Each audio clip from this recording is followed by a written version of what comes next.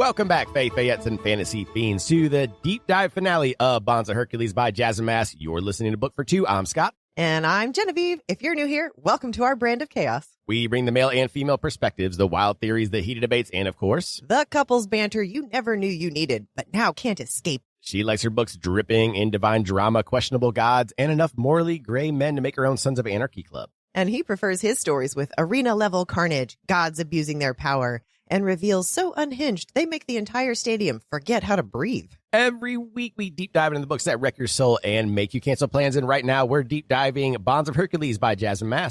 And once a month, we shake things up with a standalone book review. So if you love unhinged theories, emotional damage, and two readers yelling about their fictional obsessions, you're in the right place. And now it is time for our favorite part, what's new with the podcast and our actual lives. So starting off, now that we are in the finale, we are going to be deep diving I, Medusa by Ayana Gray. And we have a firm date now. What's the date? January 16th, the weekend of my birthday. This is a Medusa retelling as a vigilante. And this is going to be a quick 4-week deep dive. So there are only 4 parts to the book, and each week is going to be 1 part. Right. And then after that, we will be deep diving When the Moon Hatched by Sarah A. Parker in preparation for book 2 coming out in April, Ballad of Fallen Dragons. Woo! And we will be bringing back our monthly book reviews starting February. And we are going to begin with By the Horns by Ruby Dixon, which is book 2 after Bull Moon Rising. Speaking of Bull Moon Rising, that is my current read, and you can read along with me on Storygraph. Jen is also doing a book club read on Storygraph and Discord. That's correct. I am doing Nocticadia by Carrie Lake. Our Storygraph names are Booked with Scott and Booked with Genevieve. Yep, so feel free to friend us on there, follow us, and read along with us. Yep, and or join Discord. So some more exciting news for our podcast. We will be starting author interviews. We do have a few lined up, and we will announce them as we are confirmed with them. And we also want you, our listeners, to submit questions that you would like us to ask them. We would love to have you guys more involved because we value all of you and your contribution to our little chaos crew. Yes. All right. Now down to our current reads. As I mentioned, I am reading Bull Moon Rising by Ruby Dixon. I'm about 120 pages in. I'm fucking loving it. I'm learning what nodding and what's the other one? Rutting. Rutting, yes. Rutting is very enlightening. Y'all are some nasty motherfuckers, but I'm here for it. I'm loving it. Oh, man. I don't know that I like that you are seeing this side of our world. Dude, Asbeth, she's Alexis had a rich billionaire bring up instead of what she has. So essentially, instead of living in a cardboard box, she'd be living in a mansion. Yeah. But the same type of demeanor, everything. Absolutely hilarious. I know you've been reading me bits and pieces of it, and it has been absolutely hilarious. So as soon as you're done reading it, I'm actually going to read the physical copy of this one. So I'm excited about that, too. All right. So what are you reading? I am currently reading Lady of Darkness by Melissa K. Rorich. And it is the first in a 5-book series. I believe, I hope, it is a finished series. And I am about 6 chapters in. I'm not sure how many pages that is. But I am actually enjoying it so far. And the amount of people that since I put it out on TikTok, the amount of things that how the algorithm works, the amount of Lady of Darkness positive things I've seen on there is really making me excited about reading the series. All right. I think that wraps it up for our happenings. Now, lastly, if you are a local business in the Panhandle, or if any of our listeners are business owners, preferably small business, we would like to partner with you and get your business out there to our listeners. If this is something you are interested in, please email us at bookedfor2podcast@gmail.com. As two people who own small businesses, as well as this podcast being a small business, we would love to help others out. Okay, before we hit play on the trauma, quick warning. This episode will contain spoilers for Bonds of Hercules. Consider this your official spoiler shield. Fair warning, this show's more Robert Rodriguez than Christmas Hallmark. You might even say it's dark Hallmark. There's sex, violence, bad language, and worse decisions. You've been warned. All right, last week, the game stopped being the biggest problem. Alexis uncovered the truth about Ceres, Medusa was smuggled out under a corpse swap, and the House of Hades quietly chose war over obedience. Drex ran the arena and took the brands anyway. Karen revealed Hell and Hound to all Sparta, and Zeus proved he'll punish mercy just as fast as rebellion. Behind closed doors, alliances hardened, secrets surfaced, and the prophecy cracked open. revealing a missing verse that shouldn't be missing. Which brings us here with Medusa, Hidden Fate, Moving Pieces, and the Broody Bunch, one bad decision away from lighting the match. All right, before we get into it, if you're still listening, hit follow and leave a quick review. It's free, it takes almost no time, and it helps more people like you find the show. We put a lot into this every week, so that small thing goes a very long way. And if you're not already part of our little Chaos Corner online, why not? Come hang out. We post sneak peeks, unfiltered nonsense, and go live every Friday at 7:30 p.m. Central on TikTok. Sometimes it's deep theories. Sometimes it's Scott accidentally, on purpose, reading smut to the internet. You really never know what you're going to get. Last time I shook my ass to milkshake, so you really never know what you're going to get. You really don't. Speaking of what you never know what you're going to get your ass in our Discord as people losing their minds over plot twists, dropping unfiltered takes, and somehow bonding over it. That sounds like your kind of therapy. Get in there. Link is in the description below, or you can go to our TikTok to our link tree.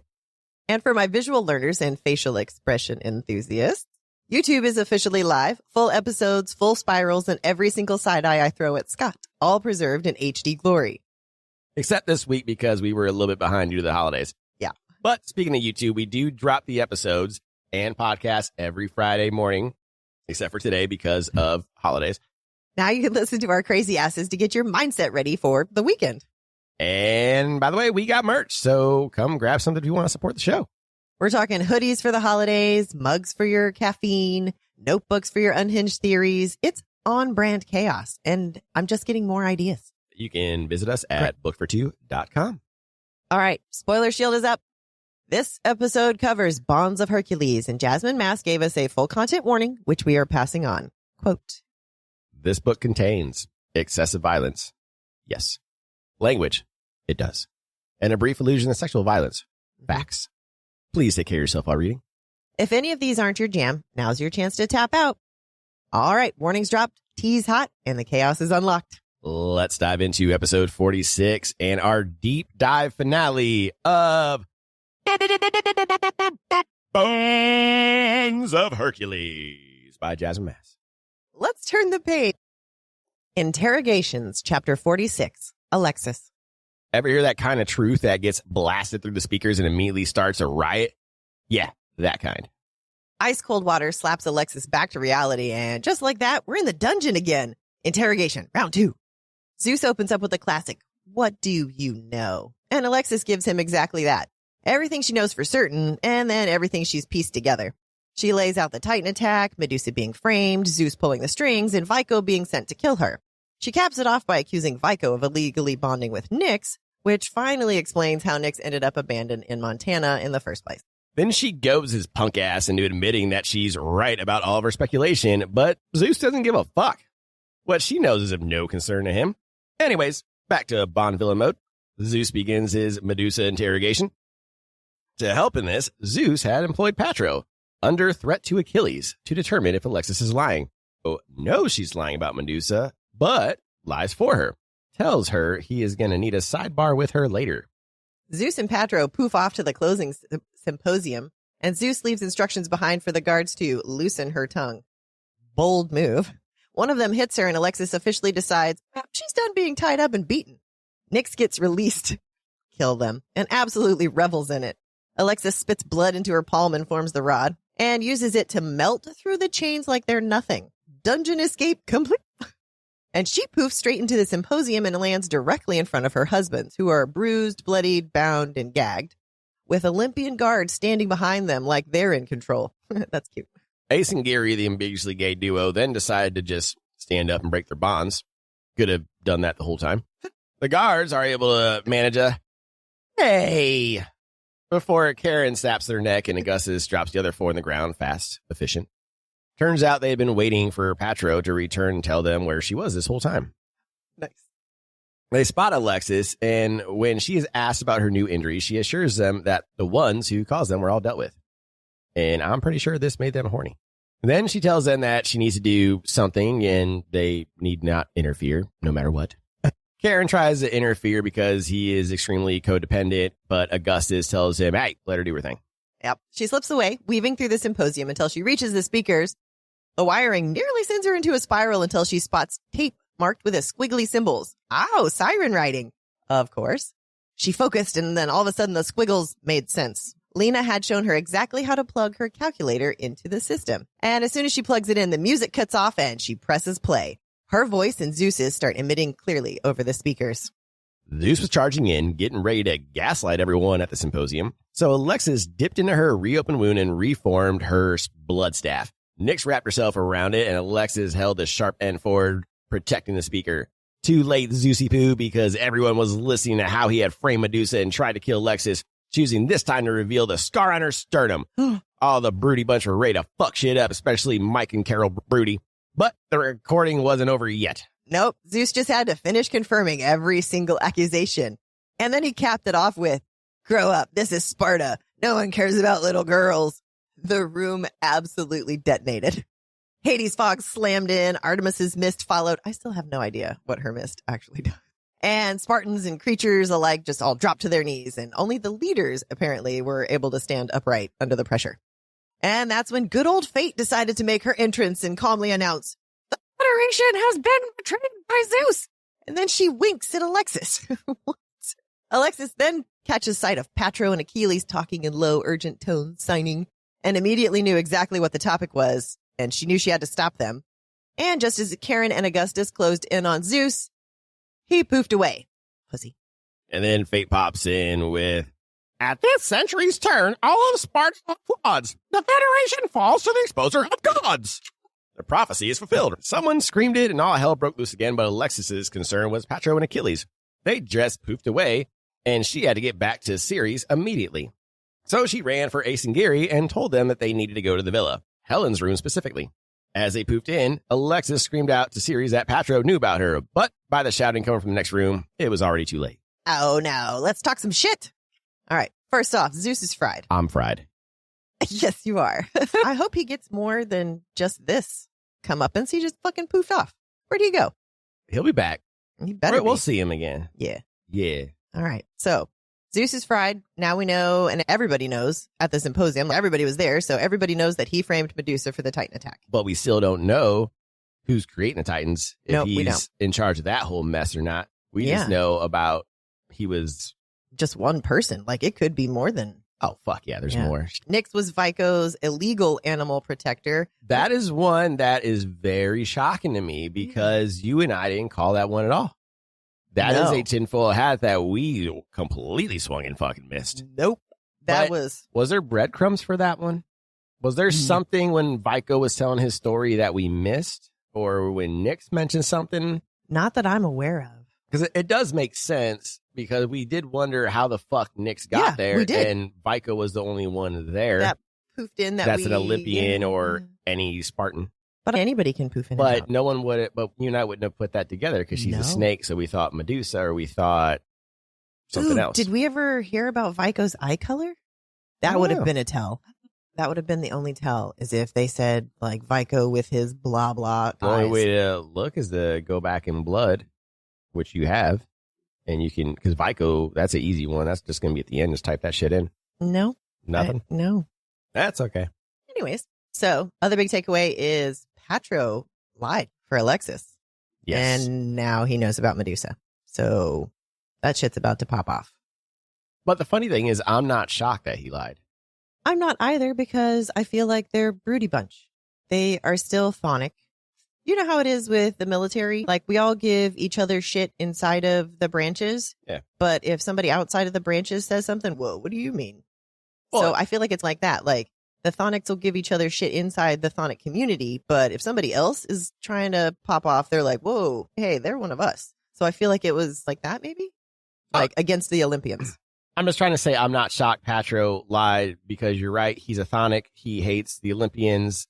And I don't know what Zeus was thinking, even using Patro. Just because Patro can know the truth doesn't mean Patro has to tell the truth. He even has liar fucking tattooed. So that's what I'm saying. What Yeah. was Zeus thinking? Oh, Patro's going to tell me the truth about everything. Yeah, I don't know if Zeus was just like, oh, he can't lie. Like, Yeah. what? Obviously he can. All right, couple tinfoil hats. Are we done with Zeus? Is this all we're seeing for him for the rest of this book? What else is he up to? We already talked about it. Is he part of the Titan creation? Is he not? he definitely wasn't worried about what she knew. Yes. At all. Well, that's why there's for sure going to be a book 3, maybe even a book 4, because there's a lot of big, not just like small Alexis and Medusa questions that need answered. Big, all over Spartan questions like who's creating the Titans, all that shit. So we're definitely getting to book 3 for sure. For sure. Yes. Real quick on the tinfoil hat side, why did Hades say stop? Was that part of the mutually assured destruction? Maybe. That was just a thought. It's very possible. All right. What's the quote? The quote is from Nyx. I really needed that. From when she took out all the guards. Oh. When Alexis finally unleashed her, she's like, really needed that. That's just how I imagined she said it. All right. What's your pick for this chapter? My pick were the Ace and Geary who just stood up, broke their bonds like it was nothing. They were had just been pretending. waiting. Yeah, they were pretending. They're like, oh, finally, something to do. All right. Oh, we were just chilling until we decided we wanted to stand up. Yep. All right. What was your pick? Mine was, it's too bad for them. I'd had enough. Was when Alexis was tied up and she decided that she was done being beat up. But even more so on top of that, I think I like this one even better. Nyx was salty about not getting a thank you kiss from Augustus. Where's my kiss? I helped out too. I'd have participated. I can see wanting a kiss from Augustus. Yeah. I mean, Either of them, please. All right. You ready to turn the page? I am. Let's go. The impersonator is revealed. Chapter 47. Alexis. Looks like it's time to find out who's been playing make-believe. Alexis skidded to a halt upon entering the room. There was shit everywhere. Books, pages pulled from books, strange symbols inked across the walls and in the margins, drawings everywhere. See, in the movies, everyone calls people like Ceres crazy, but then they all die because they never listen to the sane crazy person. Now, would be upset about the amount of magic erasers I would have to use to clean up their conspiracy markings. Back in the story. Now, there was Patro and Ceres nose to nose screaming at each other. Then Patro went all racist, so she straight up punched him in his pretty little face. And of course, Achilles couldn't let that stand fighting Patro's battles, which only earned Patro more shit talk from Ceres. Ceres even sized Achilles up for a second, like she was seriously considering going through him to get to Patro, which honestly, that felt earned. Before it could escalate, Augustus cut in, demanding to know what the hell was going on, startling everyone, including Alexis, as she immediately told them to move away from Ceres. Achilles stepped back, but Patro did the opposite. He actually lunged forward and ripped the wig straight off her head, exposing long black hair and 3 pale serpents underneath. Surprise! It's Medusa! Everyone acts shocked. All right, so Nyx and the serpents had a quiet little recognition moment, which Patro immediately ruined by screaming at Alexis that she was an idiot. Apparently, he hadn't believed that she would be that stupid, and yet here we are. Ace and Geary, the ambiguously gay duo, have murdered for less insults to Alexis. Not smart, Patro. But Patro did help Alexis with the interrogation, so she tells her roided-out husbands to chill the fuck out. Patro, for some reason, can't take the win and keeps running his narcissistic mouth. Of course, he doesn't need to apologize. He's not the one who freed Medusa. Remember, she's a criminal. But when Alexis goes to correct this misconception, Medusa asks her not to. Via telepathy, I think, mind you. More on that later. Patro noticed weird looks between the two, which riled up her snakes again. Of course, Achilles stepped beside Patro. Alexis finally snapped and yelled at them that Zeus had framed Medusa. Were they even listening? But Patro doubled down, insisting that Medusa's existence alone made her an abomination. And the two of them immediately started circling each other again, verbally and otherwise. Achilles redirected his anger at Alexis, accusing her of putting everyone at risk. She tried to explain, vaguely, that he would have done the same thing, but he's Achilles. Literally, the only person he cares about is Patro, and he says as much. When he adds that no one cares about Medusa, Alexis cuts him off. She cares. And with that, it's finally time to explain how any of this actually happened, starting with the initiation hunt. When an injured Alexis tried to poof for the 3rd time, mind you, to Hades at Crete, and instead landed straight in the underworld. Let's talk some shit. Biggest takeaway, we finally meet Medusa. Not finally, we already knew she was Ceres, but we meet Medusa. Yeah, and she has 3 snakes. Yeah, we thought it was going to be a whole head of snakes, but 3 snakes. So apparently 3 snakes is all you need to be the most powerful Gorgon, huh? Remember, Hermes only had... He only has 1 snake. Yeah, 1 snake. Hermos. Yeah, but I thought because it's Medusa, who usually has a full head of snakes, I thought she was going to keep with the normal telling of Medusa, but I guess 3 snakes will be all right. What if when she comes into her full power, there's more? Could be. Or it could just keep it like this. Could be. Yeah. All right. And the other big takeaway is now we know where Alexis actually landed, which was in the underworld, not in the dungeons under Crete. All right. Let's put on our tinfoil hat. So why has Patro cornered Ceres before? And he is so anti-Medusa, even after knowing that she's framed. Do you think it's just because she's a Gorgon? Yeah, he has PTSD. Okay. So it's just that. It's just the Gorgon thing. He's been treated He's like racist. absolute shit. Okay, let's talk about the racism thing real quick. Yes, he's racist. What he said was racist, and I'm not giving him an out for it. He has been tortured his entire life by one set of people. And again, I am not giving him a pass for it, but I can see why. Again, I'm putting myself in his shoes as an empath. I can see why he is. I understand being wary, but Jesus. He also thinks she's a criminal. Yeah, it's very complicated. It's going to have to be something. It's PTSD. It has to be something that he has to learn that she is not the Gorgons that tortured him. But everyone, like they are not all the same. But everyone who has been complaining about this book and complaining about Patro's racist, oh my God, he's so nasty. That's a good thing. I'm not saying being racist is a good thing. It's a good thing for the character because now what do we have? Growth. Yes. For book 3. An opportunity we have for growth. Exactly. We love an opportunity Shit for that growth. people complain about. Oh my God. How come there's no character growth with these characters? Okay. And then you complain, this character's a fucking asshole. They have to grow from something. They can't just be perfect from the jump. Because if they're perfect the whole time, they're boring. Yeah. They have to have some kind of controversy. Like, this is like a very controversial thing that I'm going to go ahead and say. Especially in this country, we have a reading comprehension problem. We really do. It's okay to hate a character during their down moment, but you have to give them that grace. That's the whole reason the person wrote that character. I'm not saying you have to completely forgive and love the character. That really just bugs the shit out of me. It's very short-sighted. But anyway, again, yes, he is being racist. But understandably. It's understandably, yes. Understandably in there for character growth. Exactly. Thank you. That's what I'm trying to say. Yes. I'm not trying to say it's okay to be racist. I'm just saying I understand why he is racist. Why this character in this book at this point in time is acting this way. And especially because he still thinks Medusa's a criminal because it has not been proven that she is not, even though the tape was played. Yeah. You still have to have the proof. Yeah. There has to be like a trial or whatever. Yeah. No one's going to believe right away. Of course. Okay. So next tinfoil hat, I think we've spent some time on that one. Yeah. We're good on that one. All right. Go for it. All right. What's the quote? I've always known you were a dirty fucking liar who needed to be. So how has he always known? Since they were children? Yeah. So how old is Medusa, supposedly? Do we know how old she is? How long she's... No, not yet. It feels very like they've had confrontation since they were children. Does that track for you? I've always known you were a dirty fucking liar. They've just grown up together okay. Yeah, they've all grown together. Until she went away. Okay. All right. I read more into that too. Are you ready to turn the page? I am. Let's go. Let's go. Medusa, chapter 48. Alexis, May, 1 month earlier. Sometimes doing the right thing creates a much bigger problem. The second Alexis and Nyx realized that they were in the underworld, the priority list snapped into focus. Get out immediately. There were 2 paths, one that looked like an exit and one that echoed with a woman screaming. Great.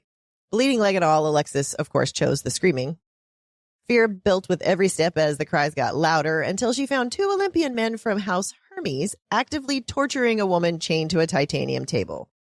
She was wearing a hospital gown, a metal box covering her head, and a clear mask forced over her mouth with tubes running everywhere. It was clinical.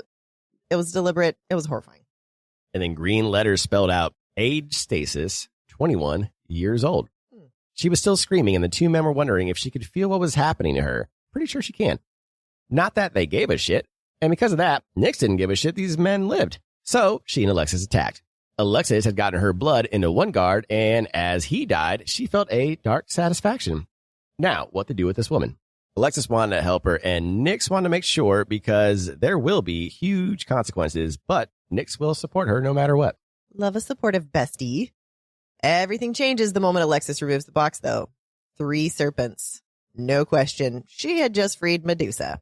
And yeah, the name carries weight. Medusa's supposed to be an evil traitor. She's violent. She's dangerous. But Alexis's instincts are screaming louder than the propaganda, and she listens. Medusa collapsed unconscious, and Alexis hauls her out of the underworld. Consequences be damned. As they sneak out, Alexis noticed strange creatures penned up in the holding areas. No time for them, though. Then they ran straight into Papa Hades. He's shocked, but he's not angry. And that's when it clicks. Oh, yeah, the Olympians have like their own section of the underworld. Hades has zero jurisdiction over there. That's why Medusa was never rescued.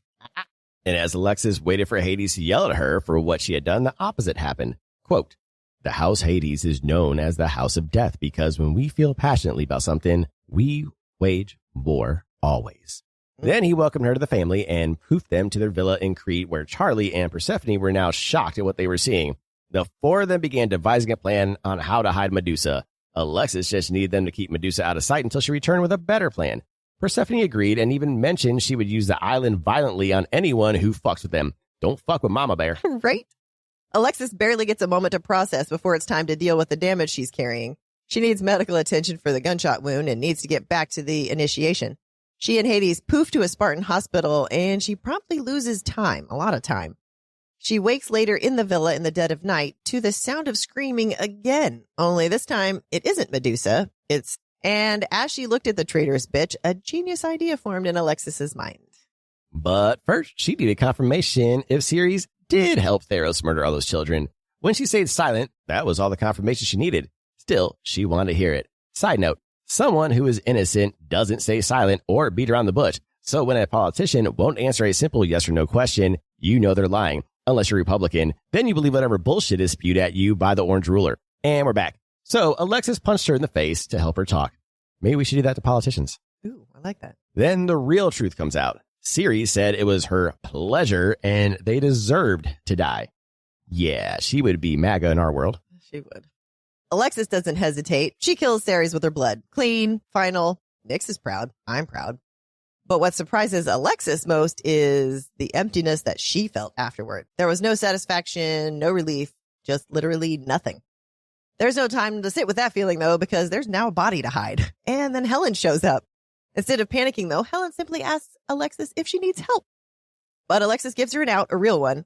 But Helen doesn't take it. She's in, fully. She even has a wig ready for Medusa because apparently competence runs in this family. They came up with their plan to make Medusa look like Ceres and make it look like they were breaking Ceres out of the dungeon and that she was innocent. Plus, men are dumb and we don't notice anything, except Patro.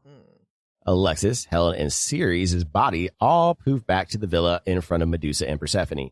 And because Persephone is Mom of the Year, she volunteered to hide Ceres' body. And with that, the deception was complete. Let's talk some disturbing shit. Let us do that. All right. Big takeaway. Ceres did help Theros. So the blood splatter that was on Alexis's face was from Ceres. Yeah, I mean, so we called that one. Yeah, we called all the things. That was another kind of small complaint from people. They said that the Medusa reveal was pretty obvious.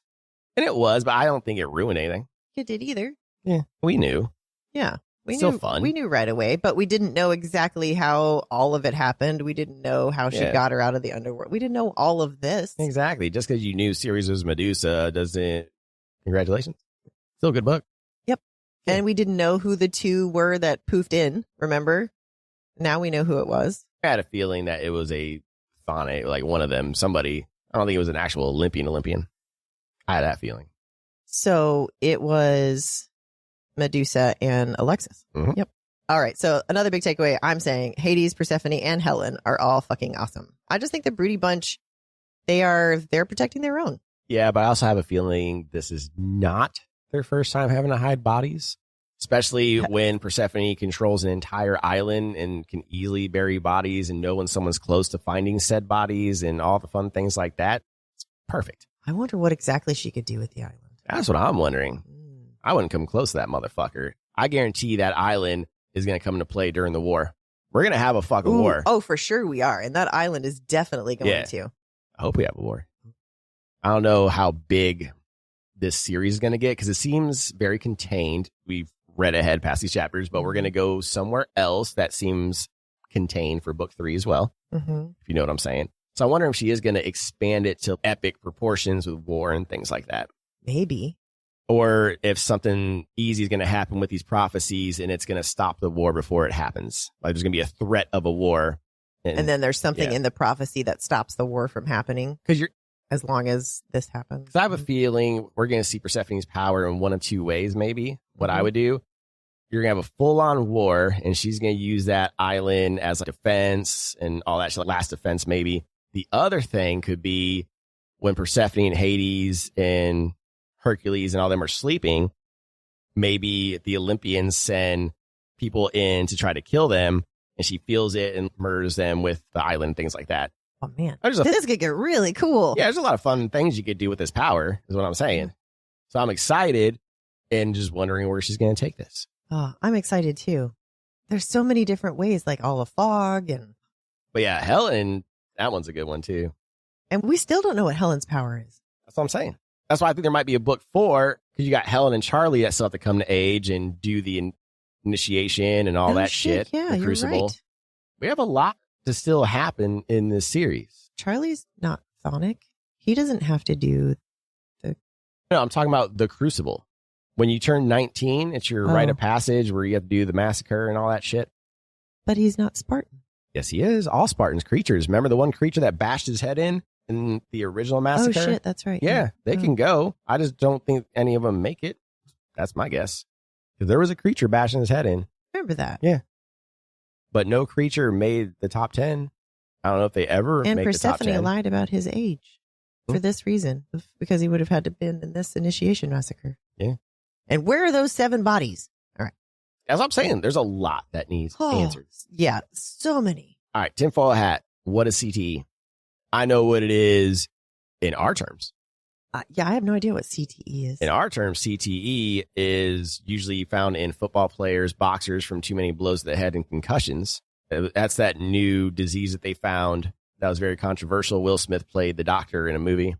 Okay. Yeah, that's what CTE is in real life. I don't know what it is here. I don't know. This says, who cares? The CTE has already begun. I don't know. I don't know what it is. Titan extraction? What's the quote? I need to get rid of a body. That's a hell of a quote. Like we said, Persephone's a perfect person for that. Well, that would be a day, wouldn't it? If any of the kids came up and was like, I need to get rid of a body. What? What? Are you weirded out? Because that was my first thought. No, that's just the way you said it. Oh, my gosh. Boy, that would be a day, wouldn't it? Did I really say? Oh, man. I don't think that's a kind of a chipper day. It's a holy shit. Golly gee. Alexis had herself a heck of a day. That was a holy shit. What am I supposed to do with my life? That's a nervous. God, what am I supposed to do with this shit? Okay. All right. Do you have a pick for this chapter? Yeah. Okay. I got Helen coming in and not freaking out and be like, yeah, I hope you take care of this shit. That's a real friend. It is a real friend. For sure. Friend. Good friend. I would help you hide a body. Oh, thank you. FBI, baby. if you're listening, maybe I wouldn't. Yes, I would. Totally. Oh, all right. My pick for this chapter is Men Never Notice. I was gonna say I disagree. I know. No, I'm not gonna play that fucking card. Not all men. No. Because there are some times. For the most part. I will admit, there are times where I don't notice, but it's not because I'm not noticing you. It's usually my ADHD and my brain is just like flustered. Yeah, I will never say that you don't notice or know things about me. I am almost terrified. Speaking of, I do wonder this, though. What's that? I wonder if I am the way I am because I'm autistic and ADHD. Because I pay attention to other things, other pattern recognitions. So with a partner that I care about, because remember, when we care about something like ADHD and autistic people, we're all in. So I'm all in on you. So that's why I pay attention and focus on all the little things that you do. Like my eating patterns? Well, it's also pattern recognition because I want to figure out what makes you happy. I want to figure out what upsets you. I want to figure out all these things. And I do the same for you. Yeah. It makes me feel bad because a lot of questions I get are, how do I get my husband to help me read? Or how do I get my husband to read with me? How do I get my husband to surprise me with a mask and choking me when I get home? And I'm like, I just do it. I just come up with it. I read the books I wanted to. You didn't ask me to. I didn't see a thing on TikTok that said you should read with your wife. I just wanted to. I saw the ACOTAR books. I was like, why not? Let me try out this fairy smut. I wasn't even going to video the choking thing. I was going to do it for fun, for a fun surprise. Now, this might be a funny video because one of two ways could happen. It's going to work or I'm going to get kicked in the nuts. Yeah, either way. And the video's good. Either way, this could be really good or really bad. Yeah. But I did it because I thought you would enjoy it, not because I saw a video or someone told me to. So I just don't know how to deal with that and help women with their husbands give a shit, because I just give a shit. I don't know what it is. You don't know how to help someone give a shit. Yes, I don't know. It's natural. It's natural. It's just natural. I give a shit because I give a shit. I don't know. Yeah. All right.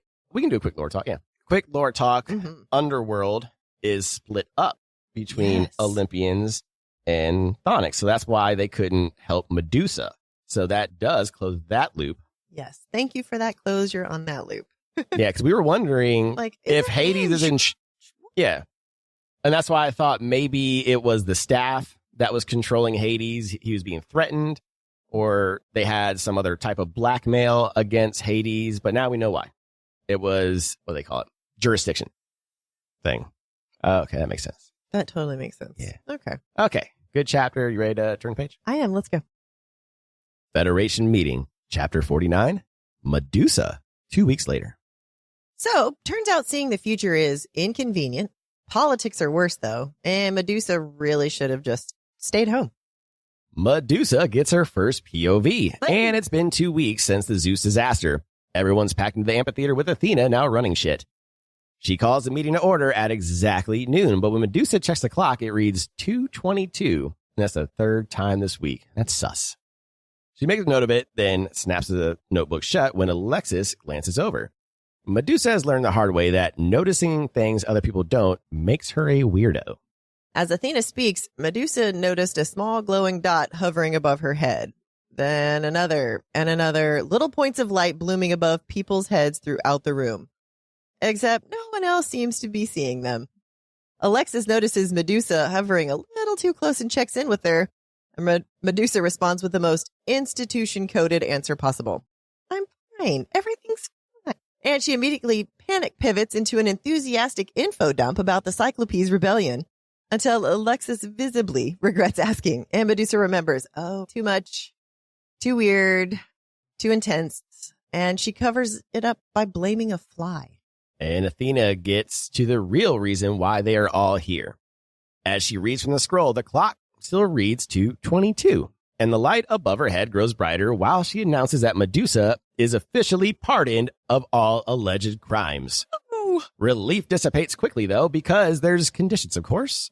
Government ain't about to do the right thing without you about to do something for them. Yeah. Medusa must attend ROU, Rhodes Olympian University, and earn a mastery in fate studies. That's not too bad. Huh. Because she's broke and has nowhere to go anyway. I'm sure college is better than torture, except to Republicans, because being smart is torture for them. She immediately starts whispering to Alexis about it, until Hades cuts in and reminds everyone that Medusa will have a target on her head because the Olympians are dumbasses, and even though Medusa is innocent, they will still hate her because Fox News said so. Spartan Fox News. He's not wrong. Medusa went into age stasis as an overachieving know-it-all and woke up labeled a violent, dishonorable, Titan-adjacent traitor. And while she was gone, Gorgon relations had collapsed. Titans had sprouted wings, and war was basically a hobby now. And she starts spiraling hard. But Alexis is beside her, steady, grounding, and believes in her without question. And this matters a lot. Hades proposes a compromise. Medusa can attend ROU, but only with bodyguards, constant ones, 24/7. The Crimson Duo, actually. And Medusa has no idea who that is and has to ask Alexis, only for Patro to cut in and immediately refuse. Yes, that Patro. The one who's been aggressively accusing her of manipulation. But Aphrodite shuts him down, and he's going to obey, which makes it worse, actually. Medusa's anxiety spikes, guard, supervision, control, PTSD ramping up. So she panics and blurts out that Alexis wants to go too. Alexis seems to be very unawares that she feels that way because of facial expressions. The room explodes. Broody bunch aren't allowed at ROU. Outrage, shouting, chaos. What is this, pre-civil rights America? Karen looks at Medusa in a way that feels dangerously like concern, like attachment, and that unsettles her almost as much as Patro's glare. What is this? When Alexis quietly asks what she's doing, Medusa reframes it the only way that she can. Hey, Alexis gets to study math, they can stay together, and they can stay safe. When Hades asks Alexis directly if this is true, Alexis pauses but commits. Yeah, she'll go. And the light above Alexis's head flares brighter now. And Medusa hugs her hard. Athena seals it. Medusa will attend ROU, room with the Crimson Duo, and live under their protection. Shadow bodyguard secured. And Patro reacts exactly as expected. Silent threat. Finger across the throat. Joke's on him, though. Medusa's already regretting everything. Let's talk some shit. All right. Biggest takeaway is this whole chapter is the setup for book 3. It is. The entire chapter. Yep. I guess we know where we're going to be in book 3. Yes, because she is letting us know this is Medusa's point of view. So we meet Medusa. We get in her head a little bit. We know that they're going to be forced proximity with the Crimson Duo. Yep. So that's going to be their out for their marriage because Medusa is not related to them. We double checked in the family tree. Yep. And Alexis will still be the main character. It'll be between Alexis and Medusa, but I still think Alexis will still have a few more chapters, which is why she's bringing Alexis along with her. What do you think the title of the book is going to be? We got blood. We got bonds. Ooh, that's a good one. I haven't thought about that. Oof. It's got to be a B, right? It's got to be. Oh, yeah. Blood, bonds. Bond about the bond. I don't know. I'll get back to you on that one. Yeah, we're going to have to think. All right, listeners, what do you think is going to be? Send us what you think the third book might be called if we have POVs from the Crimson Duo, Medusa, and Alexis. That's what it sounds like book 3 is going to be. It sounds like the husbands are going to be staying behind. They might pop up to say hello, get some booty. Of course. And pop back. We don't really know how far ROU is. This could be like down the street. I just think there's too many characters. So the author had to get rid of a few because then you have too many POVs, too much shit going on. But we still need Alexis because she is the cornerstone. We can't just go full Medusa yet. And that's why she dragged Alexis with her to ROU. Exactly. So this is very smart by the author. So we still have the same Alexis voice. We're getting used to Medusa's voice. We've already spent some time with Patro and Achilles, and now it explains why we didn't have much of them in this book. Because they will be the focus in book 3 with Medusa, and they are going to get together. And you get your Patro back, because it sounds like he's going to be a raging asshole. Yeah, and we might bring the game back, because it sounds like we're going to have Olympians as well that are going to be assholes to them. Yes. Ooh, we can play Who's the Asshole might be coming back for book 3. We just got to find out when book 3 comes out. We just got to I'm actually very excited for that now. I am too. All of a sudden, I'm really excited for that. Yeah. Book 3 is going to be fun. Also, real quick, let's talk about the fact that Medusa is neurodivergent. I was just going to say that. Thank you. She represents ADHD. She's rambling, makes people uncomfortable, act normal. But the way she talks. Yes. She's ADHD as fuck. So if this is all speculation, everybody, if we think Alexis is autistic, she's ADHD because they are totally different thought processes, the way they talk. She's very energetic. Medusa is. I think. Didn't we find out at some point that Jasmine did stuff with mental health or... I couldn't find the article. Someone said that she worked with children or something. Huh. I'll have to look it up. All right. And we don't know if she's been diagnosed. We are, again, speculating that Jasmine just speculation. Is neurodivergent. But watching her interview, she's definitely neurodivergent. This is definitely her voices, Alexis and Medusa. Yes. I think Medusa is probably more her voice. It sounds like the description of Medusa is the description of Jasmine. You think? Yeah. Dark hair. Yeah. Yeah. Because Alexis, she seems like the normal blonde, blue-eyed girl, even though she doesn't have blue eyes. And now we know Jasmine isn't fair, blonde hair, blue-eyed. So I think, but I don't think authors put themselves in all of their. I'm not saying she's doing that. What I'm saying is Medusa probably represents her as a person more because you and I talked about this again yesterday. I hate when people bitch about, oh, the authors putting themselves in the character. Yeah, they're still writing from their own head. Yeah, it's still from their brain. And who cares? It's still a person. If we're being perfectly honest, every single person in this book has some kind of neuro spiciness. Exactly. Because the author is neurospicy. Yes. So she's writing all of her characters as some form of neurospicy. That's why Selena, Feyre, Violet, all them read as neurotypical because they're written by neurotypical authors. This is again, speculating, neurodivergent author, so her voices with her characters are going to come out neurodivergent. Oh, that totally tracks. Yeah. I love all of them. All right. Ooh, all right, let's talk about, though her body was in stasis, her mind remembers everything. That fucking sucks. Yeah, so we might see some craziness coming from her. From her PTSD. Yeah. All right, let's put on our tinfoil hat real quick. How did she know what Alexis wanted to do? She's a fate person. Do you think that was just it? She just knew? Okay. I think so. I don't know. Maybe. It might have something to do with their fate powers. We'll find out because we're going to go study fate in the next book. Right? Yes, we definitely are. It's going to be awesome. I can't wait to learn more about the fate because we thought that fate, the original fate, was the only one. Yeah. So now we get to learn all about what fate can and cannot do. Okay. Do you think there's something to this quote unquote calming, competent energy that Medusa seems to feel off of Alexis? She seems to be her anchor. Do you think there's something to that? Or is it just she was the first person who was her friend? No, that kind of attachment? No. I think that's the author saying that the cycle's complete with Alexis, that she is your new person, which is why she feels calm and competent now. Because she was not calm and competent when we first met her. Okay. Oh, that's interesting. Okay, I like that. It's closing that loop and opening another loop with Medusa now. Oh, I like that. All right. Let's talk about this quote. Okay. Maybe I'll win them over with my natural charm. Oh, wait. I have none. I feel so bad. I had 2 chameleon charm, so there is no natural. Yeah, this is going to be another confident boosting.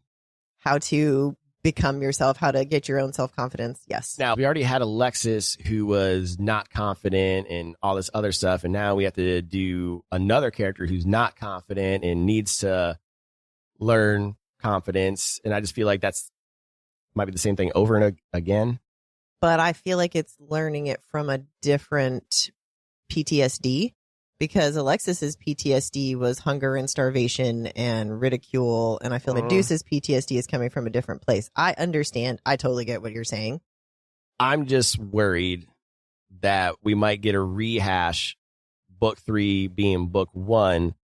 With, again, like you said, we're going to go back to bullying again. We're going to go back to a girl that doesn't have any confidence. She needs to learn to build confidence. So it sounds... However, Medusa straight up punched Patro in the face already. I'm not saying that. What I'm saying is overall story. I don't care about the small itty bitties. Just the overall story. It's the same thing with A New Hope Star Wars.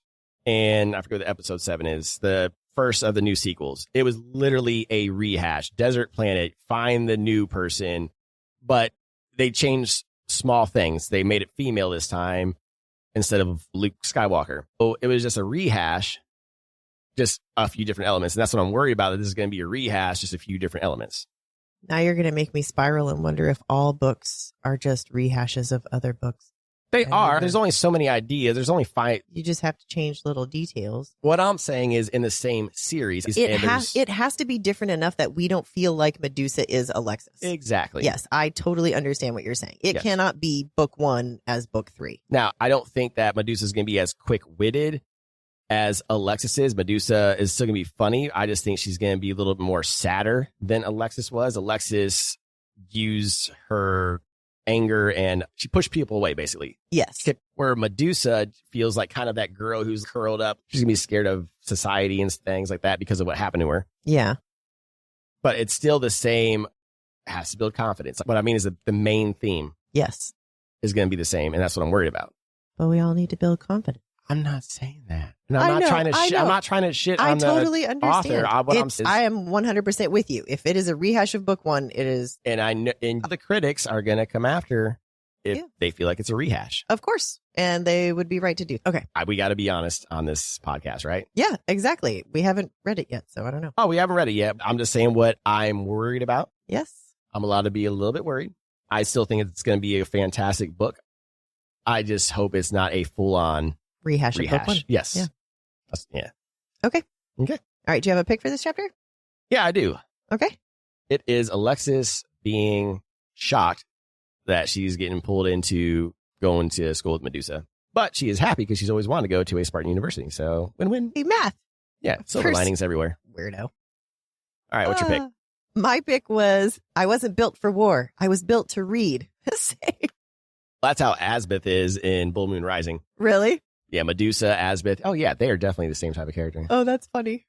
Mm-hmm. I'm really excited to read Bull Moon Rising.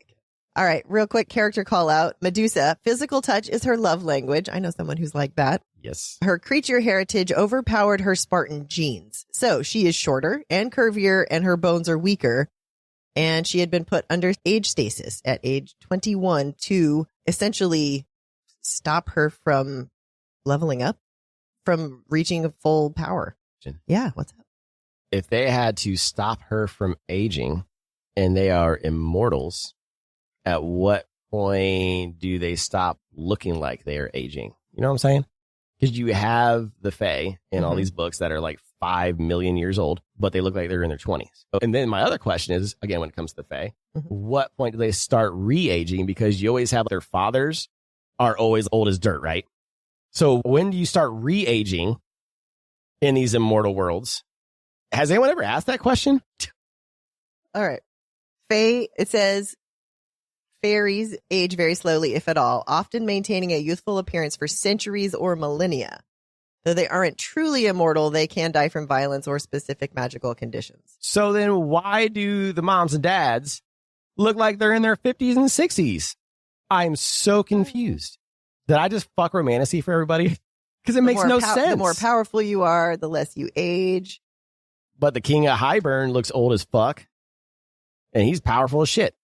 Fairy aging is explained better in Crescent City. Ooh. Okay. They age normally until they make the drop, and then their aging just slows by a lot. Okay, so there's some kind of explanation in Crescent City. So when your balls drop, then your aging slows. So it's the opposite of humans. When our balls drop, it feels like life fucking just speeds up. And for them, their balls drop, and they're like, oh, life slows down and makes everything perfect for me. Oh my gosh. This thread right here. How does Fae aging work? Ari, the ACOTAR series. And it's a whole fucking But here's the thing. Yeah. That's just for ACOTAR. Yeah. Are we supposed to go off ACOTAR? Are we saying ACOTAR is the end all be all for all Fae? I read you off of several different things already. I'm just saying. So Fae do age, but only subtly, representing what would be the passage from youth to late middle age. Okay, so then how old, for instance, would the king of Highburn be? Right? He would have to be like fucking 5,000 years old at this point. And you only have one child in 5,000 years? Amarantha? That was it? I understand that the Fae having baby thing is rough. The Fae having baby? But then you have Lucian, who has 50 brothers, right? Yeah.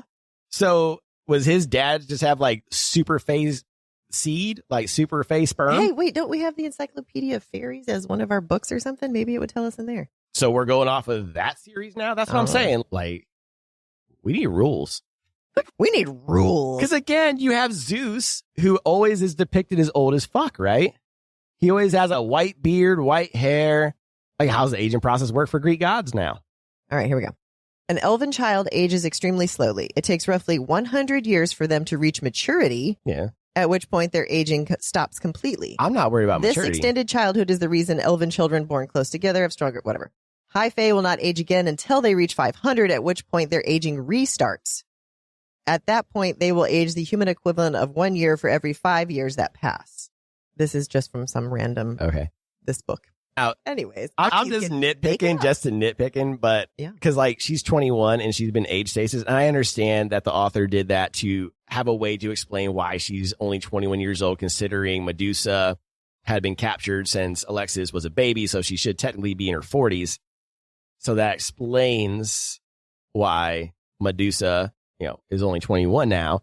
But my thing is, if they stop looking like they age, so at 40, she would still look like she's in her 20s. So why can't she go to college? You can still go to college in your 40s. I'm just saying, you didn't have to age her.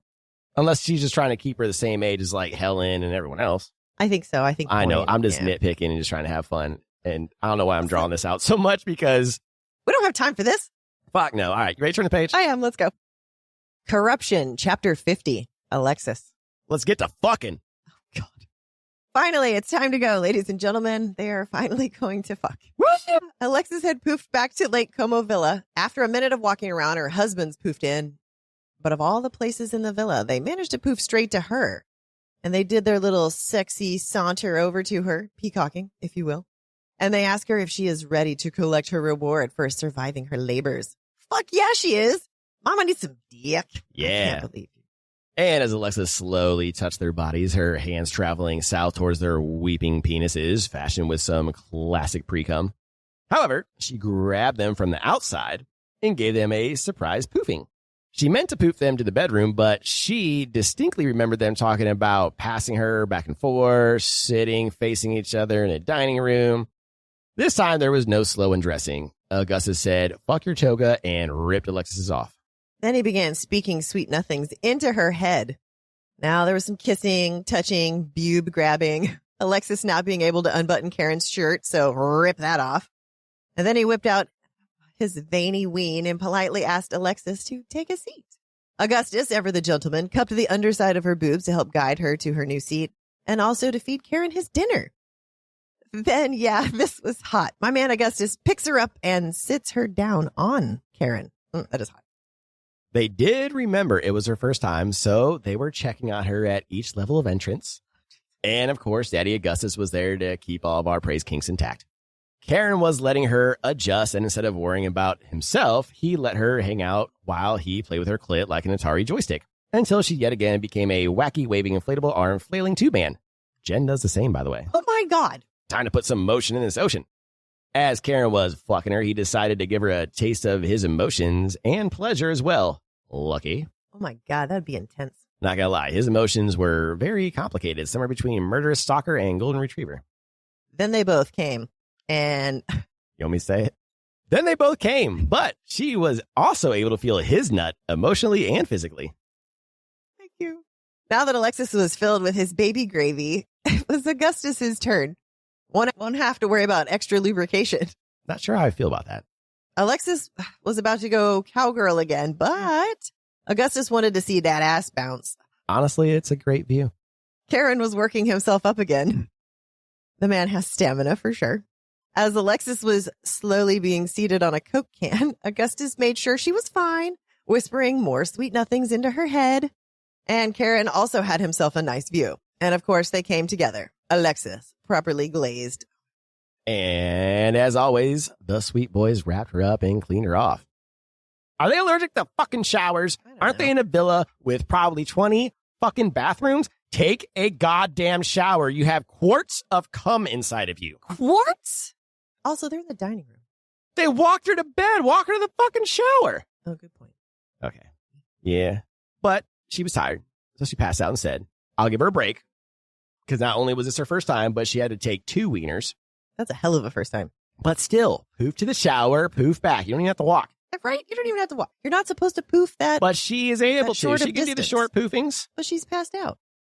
That was before pass out. Oh, she's real sleepy. Anywho, as she slept, she dreamed of the Grim Reaper hovering over her again. She woke up and it was Karen's weird emo ass hovering over her again. And he said some possessive shit, but she never felt so safe and she wouldn't have it any other way. Didn't she pull him down? Get your ass down here and go to sleep. Yeah. All right, let's talk some shit. Biggest takeaway, they finally fucked. Finally, yay! I don't have any tinfoil hats about this. Now, I can see how they were one pump chumps. It was very small scene. Wasn't really like a lot of graphic detail. So, yes, I can agree to that point. But then my question is, we read these 2 books for that? Is that what you're saying? I'm not saying I read that. these 2. No. Oh. That's what Kristen said. Ah. I read this book for the smut only. For that? Yeah. That's why you think I read this book? What I'm saying, is this the best sex scene I've ever read? Oh. Far from it. However, I do understand why they might have busted a nut the first time because they've been fucking edging each other for the last 2 books. And she's a virgin, so tightness. You know? They've been tensioning for freaking months. I'm sure this is the first time. Usually sometimes the first time you get excited and you might go a little bit quicker. But then after that, you get that out of the way and then you can concentrate a little bit on each other and have a little more fun and exploratory. And that's probably what they're going to do. So let's give them a break. It was their first time. Yeah, that's what happened. That's what happened our first time. Yeah. So my tinfoil hat is, are we going to get more spicier scenes in the next books? With Karen, Augustus, and Alexis? Yes. With Patro, Achilles, and Medusa? Yes. Okay. You think we're going to get a little freakier with those 3? I don't know. Achilles just seems all about Patro. He's intrigued by Medusa, but I think it's just for her violent side. But I don't know. I think we're going to get freaky. Okay. We're going to have some snakes involved. Yeah. Not just the 2 snakes from the guys, but some 3 snakeage. Yeah. Or 5, 6. 5 snakes? There you go. Wow. Okay. We really didn't have a quote for this chapter. No. We were just too concentrated on the fucking. So my pick is, and this is why I said I'm not really sure how I'd feel about this. I have done with another guy and a girl, but not in this situation where I went after someone went inside of the girl.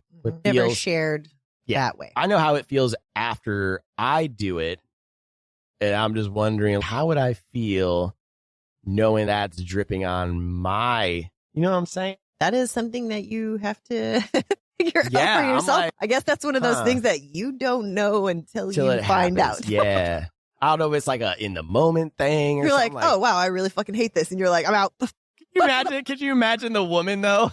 Like, he just pulled it and she's, what the fuck? It's not you. It's him. I can't go second, apparently. Hey, maybe next time, pull out and shoot on her tits. Come on. Like, Jesus, fair play. Oh, God. We're weird. I'm sorry, everybody.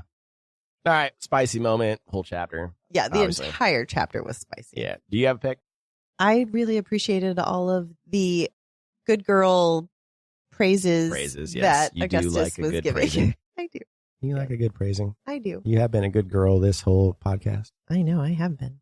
All right, on that note, you ready to turn the page? I am. Let's go. The Sins of the Father, Chapter 51. Alexis, the next day. Everything's fine. Everyone relax. Nothing bad's going to happen, right? Alexis wakes up exactly where she belongs, wrapped in black silk sheets draped across one husband while the other murmurs directly into her mind. The morning is indulgent and unhurried. Hours spent lingering together, and for once life feels soft. During bath time, the dynamic continues where Karen took his turn whispering filthy sweet distractions while Augustus washed her hair. It's intimate and grounding right up until the thing that they've all been avoiding finally surfaces. Her eye and her ear.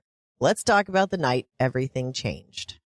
Man, you can really tell the difference between who writes what chapters, because had I written this chapter, I would have started with, she's sleepy from being fucked. And then they fucked again for several hours and then went to the shower. That's how that would have gone. Yeah, probably. Yeah. Well, all right. Anyway, Alexis tells them all of it. The hunger, the isolation, the things she survived to get out alive. When she finishes, something settles inside her. The scared girl she used to be feels distant. Like a version of herself she finally put to rest. The silence that follows is heavy until Augustus makes a broken sound and Karen drops the washcloth. They're furious in a way that scares her, and Alexis rushes to reassure them it's over. It's in the past. She's fine now. Karen's answer is sharp and absolute. No. Augustus echoes it in her mind. Nope, it is not okay. But when Alexis reaches for them, Augustus grabs her wrist and asks her about the scars that she hides beneath the cuff that she never removes. And that opens the door to the rest of it. The bindings, the desperation, the way she broke her own wrist to escape. She starts to explain what she should have done, but neither man lets her finish.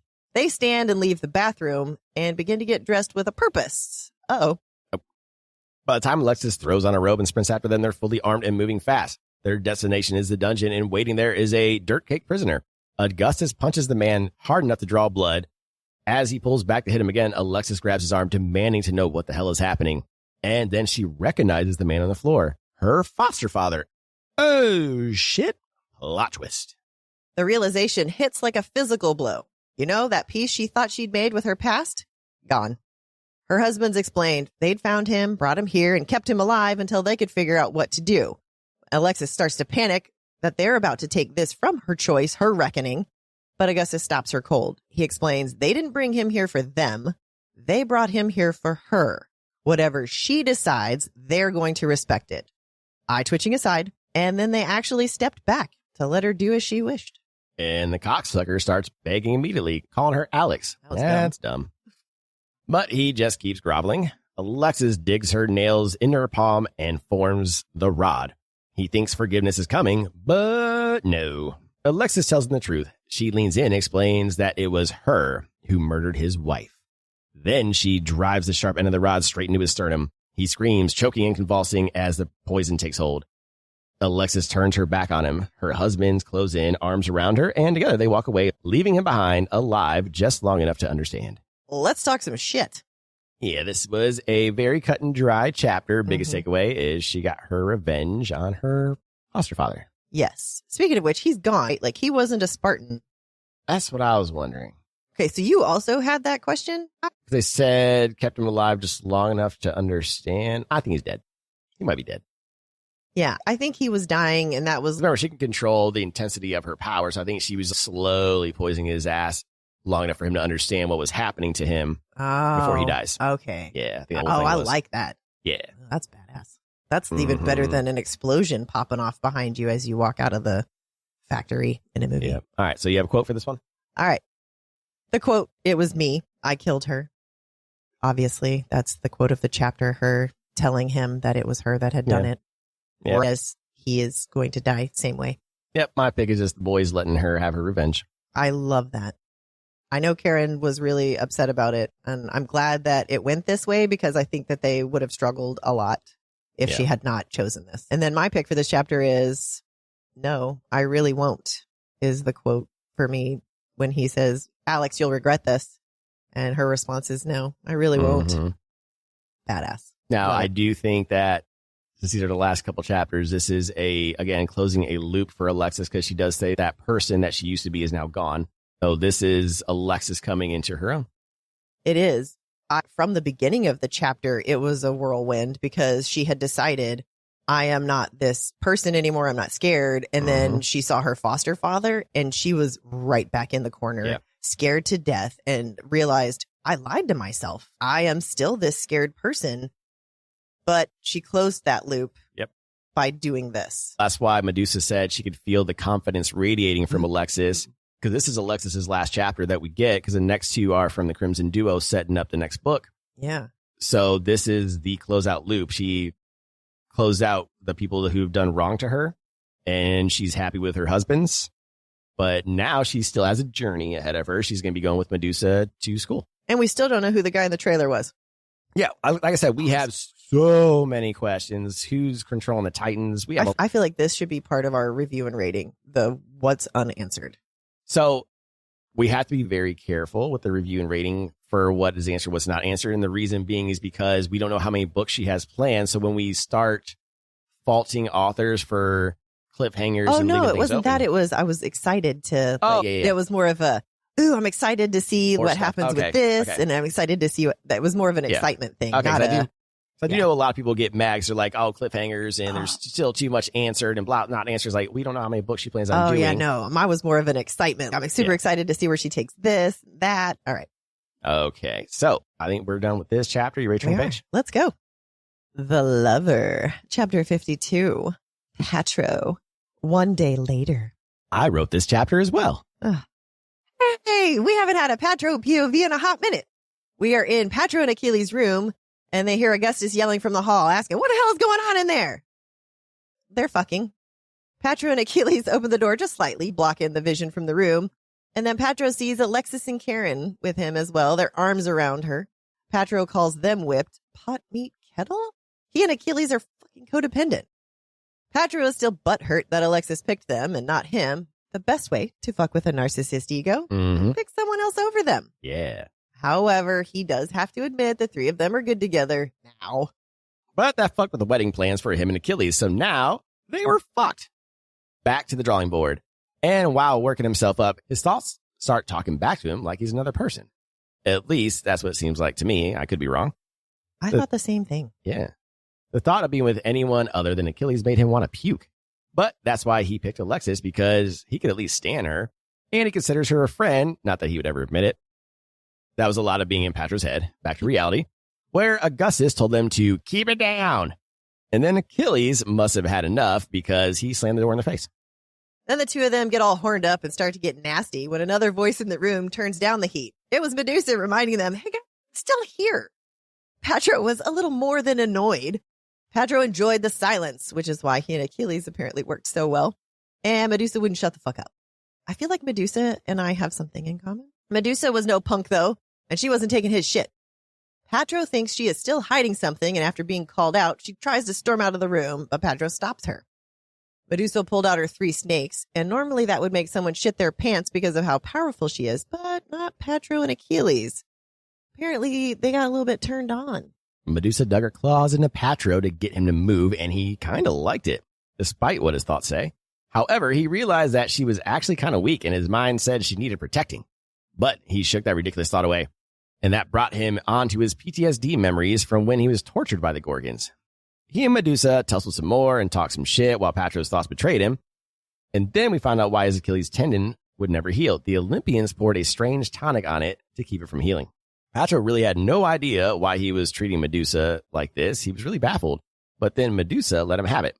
She called him a narcissist living in Achilles' shadow, and he was touching her when she said this: 0 lies detected. Oof. Medusa wasn't fucking around. Patra reminded her, sorry, we're your bodyguards now, so we're going to be spending a lot of time together, bitch. Also, we're sharing a room together, which Patra also reminded her, and for once, Medusa was silent. Patra had found his new hobby, torturing Medusa.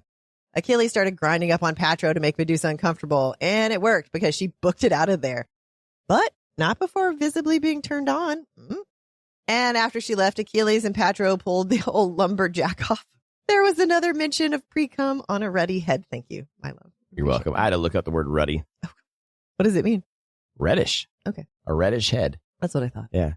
Then Achilles decided to handle both himself until what happened I can only describe as when Harry Potter's and Voldemort's wands shoot at each other and their streams meet in the middle and there's just a mess everywhere. Yeah, I feel bad for Medusa. She's going to need a black light to figure out where to sit in this room. I'm never going to look at that scene the same again. All right, let's talk some shit. So again, this is the big setup for book 3 right here, this chapter. Oh, for sure. The flirting, the she's my new hobby. The I don't understand why I like her, but I hate her. I need to protect her. No, I hate her. Yeah. We're going to be deep in Patro's head dealing with that shit. Oh, it's going to be fun. He's crazy. That's why my tinfoil hat says Patro's skin prickled with disgust. Yeah, I don't think that was disgust. No, they're going to end up getting married and all this shit. And he already has that whole chase after her feeling. That's like Hunter. And I'm wondering if this is the other half of his soul. Could be. Because Karen had that as Alexis, like hunt her, chase her, stalk her kind of thing. And that's what was going on here. All right. So my pick was the wand special effects thing with the, at the end there, the streams, if you will. I'm trying to figure out the motion because he was doing both. So that's why I thought about it, like, were they feathers? You have literally stood up and you're doing it right now. Yeah. You have literally stood up and tried to like. That's why I'm like wondering, is he doing one motion? Is he like. Are they facing each other? Pulling them towards each other? You know what I'm saying? Standing beside him? I don't know. I don't know. That's a good question. Anyways, I can't believe you got me to wonder about that now. Thank you. We got to wonder these things sometimes. All right. So my pick for this chapter is, can you maybe wait to do that? Or do you just want me to watch? They probably wanted her to watch. I assume that they wanted her to watch. Why did they corner her? To make her feel uncomfortable. They're fucking with her. They're making her feel uncomfortable. They know it makes her feel uncomfortable. They're messing with her. We're going to do this for forever now. Yeah. Oh, yeah. I do it to you sometimes when I know something kind of messes with you. Like the belly button thing? Oh, the belly button thing. All right. And the spicy moment is the entire chapter. It starts with, hey, can you keep it down in there, to the, what did you call it? The lumberjack off? Yeah. Lovely. Thank you. You're welcome. So glad you write these chapters. Okay. One more full chapter left. Are you ready to turn the page? I am. Let's go. We'll see how long we can either drag out or keep this chapter short. The Dragon. Chapter 53, Achilles. This is a short chapter, but it's doing a lot of foreshadowing. Achilles was madly in love with Patroclus. He'd do literally anything for him, including starting a war. He just needed to get his muzzle off and everyone would burn. Patroclus snapped him out of his thoughts by telling Achilles not to worry about Medusa. In that moment, Achilles felt something strange. A new, forbidden, dark urge. Ooh. If Achilles were a good man, he'd tell Patroclus to leave Medusa alone. Stop. Back off. But Achilles is very much not a good man. That sounds familiar. And what Patroclus wants, Patroclus usually gets, with one notable exception, which was Alexis. The problem is this time, Achilles wants Medusa too. And now that the urge is there, dark, possessive, and very inconvenient. And this time, he's not planning on letting her slip away. Let's talk some shit. Let's do it. Biggest takeaway from this chapter is we are just seeing Achilles' point of view and how he feels about the fact Patroclus wants to go after Medusa. So he just feels differently this time. He actually wants Medusa as well. His own curiosity is piqued this time. Yes. When he didn't have any curiosity about Alexis. Yeah, he doesn't give two shits about Alexis. And we saw that during the Titan fight and all that stuff. He didn't give two fucks about her. Yeah. Not when it comes to Patro. No, he only cares about Patro, but this is different. That's why he feels that new dark urge, because this is different. I actually care about someone else other than Patro. Yep. Whew. All right. Tinfoil hat. Achilles is losing his shit, I think. And the vision that Alexis saw. That might be at the college now. We thought it could be a symposium. She was at the symposium when she saw it. But I thought she just saw things burning. I don't think it specifically said the symposium was burning. I thought she just saw what we thought was ascribed as a symposium style thing. 'Cause there's a lot of people. That's a good point. I thought it was where she was currently standing. Well, we'll get to it a little bit in the Fate wrap-up chapter. Okay. Because the final lines have to do with Achilles, and I'll explain why. Okay. That might have something to do with that foreshadowing that you saw. All right. Because that is a Fate foreshadowing, and we're going to be dealing with Fate next. Yes. All right. Let's do the quote real quick. Okay. No animal could ever be so cruel as a man, so artfully, so artistically cruel. That's a good look. Quote. Wow. Yeah. All right. I did not have a pick for this one. Very short chapter. Yep. Went through it all anyway. I also did not. All right. Are you ready to turn the page? Let's do it. Thanks for joining us for this episode of Booked for Two. Don't forget to subscribe and leave a review to help other book lovers find the show. Follow us on socials at Booked for Two Podcast for behind-the-scenes content, updates, and sneak peeks. We'll also post next week's chapters every Sunday, so you can read along. Join us for our live Q&A. We're back to Friday at 7:30 p.m. Central on TikTok. We'll answer your burning questions, react to your theories, and occasionally overshare our book-related emotional damage. Want even more chaos? Join our Discord. The link's in our bio. Come hang out, chat books, and get early access to exclusive content. And finally, don't forget to grab your merch at bookfor2.com. Until next time, keep turning the page.